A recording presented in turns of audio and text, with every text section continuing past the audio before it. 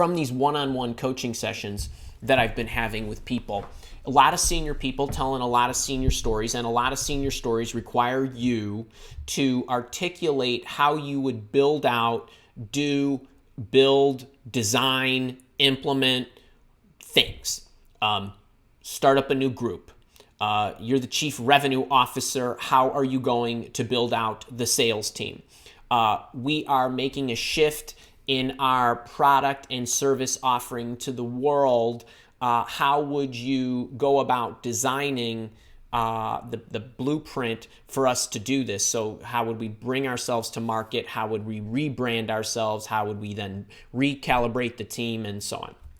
Hey, we want you to build out a marketing engine. Hey, we want you to design a new product for us that entails. Okay, these are the kind of things. Now, your story can be anything, but this is going to be especially critical the more senior you are and the more freedom you have in creating the blueprint.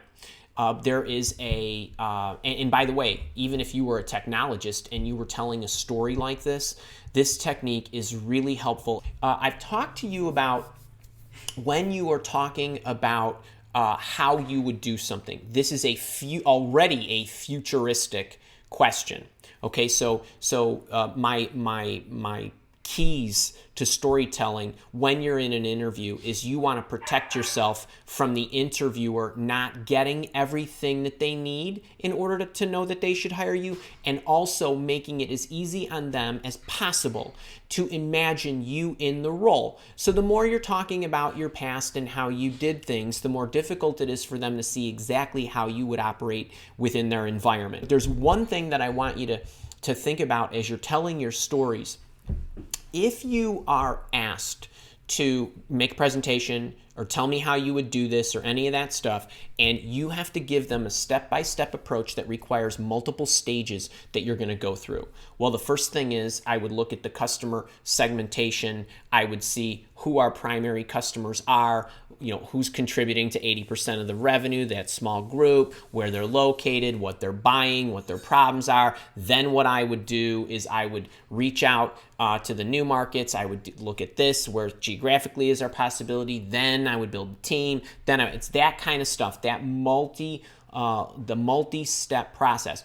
One of the things that is incredibly attention-grabbing, it will also help the other person know that you are a strategic thinker. It will also help them understand that you have experience or in what you're telling them you're going to do, or that you have enough experience to be able to handle something that you have not yet done.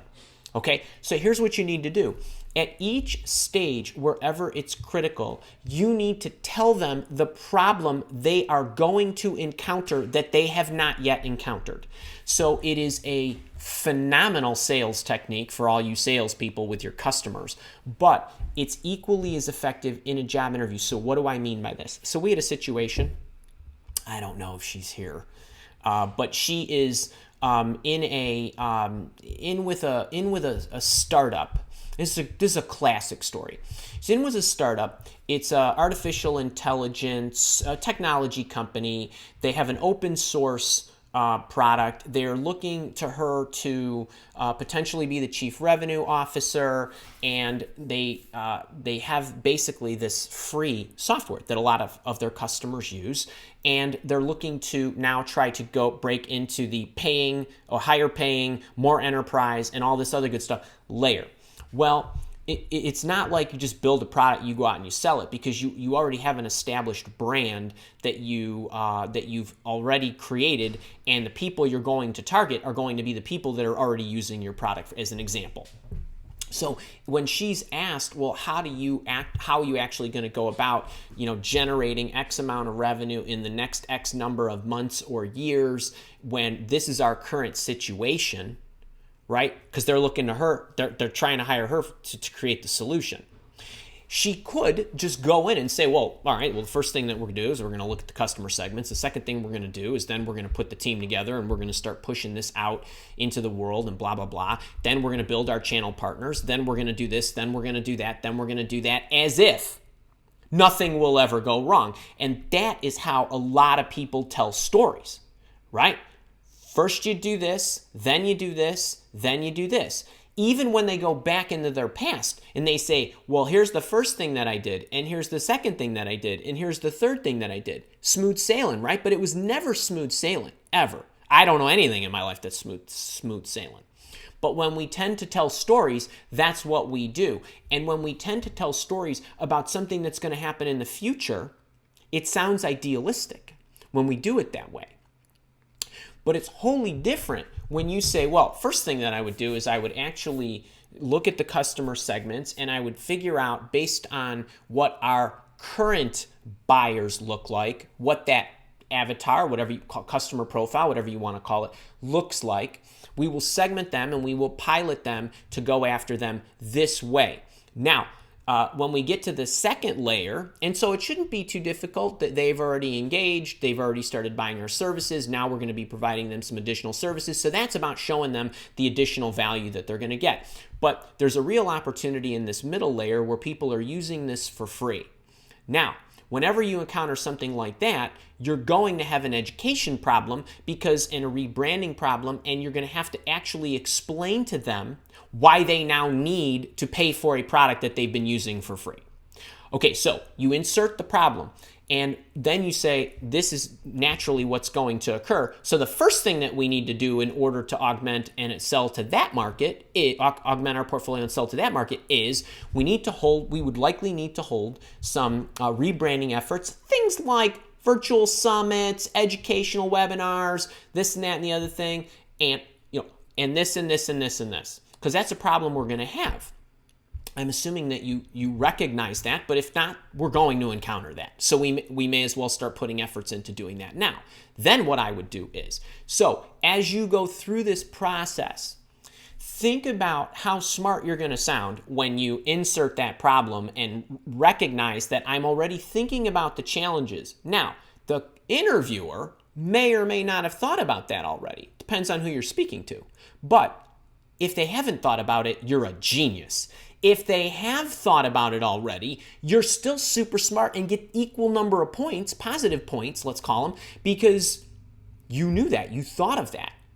Now, you could say, if you did do this, well, this is just, and the reason I know we're going to encounter that is because when I was implementing this other thing where we were breaking into a new market based on a service we provided for free initially, here's what happened. Or and if you don't have that experience to draw on, if you do, I would say it. If you don't, it's okay. You'd say, well, naturally, you're going to have that because they've been using it for free. You don't have to over-explain something that should be that obvious, right? So of course that I would expect that to happen. Either way, we need to be ready for that kind of thing. So you want to make sure that you are inserting the problem that they are going to have in the future. And we call it in sales, we call that surfacing latent pain. But in interviewing speak, I call that just being a badass and making sure that you are actually going to get some points by telling your story that way, because it never happens perfectly. So when they see that you recognize that there are going to be challenges and you've already anticipated them and you're already talking to them about what their solutions are going to be, you're going to be way ahead of the game. You will, because no one does this. They just don't. The only time they answer problems is when I ask you, well, what problems do you anticipate when we get to that stage?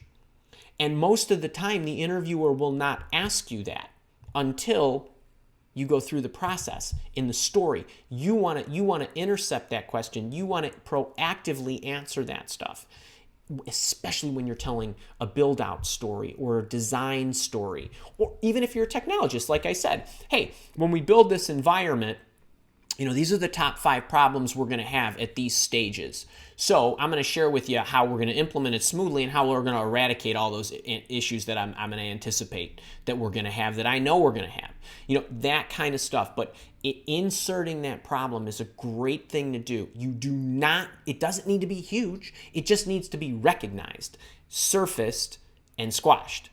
Okay, so try that out. I think that will get you lots of points. I know a lot of you guys are senior out there. I've been reading your stories, a bunch of you I talked to, in the Zoom sessions and all that. So I think that will really help you as you go through your stories. Just don't forget that those problems need to be part of your storytelling.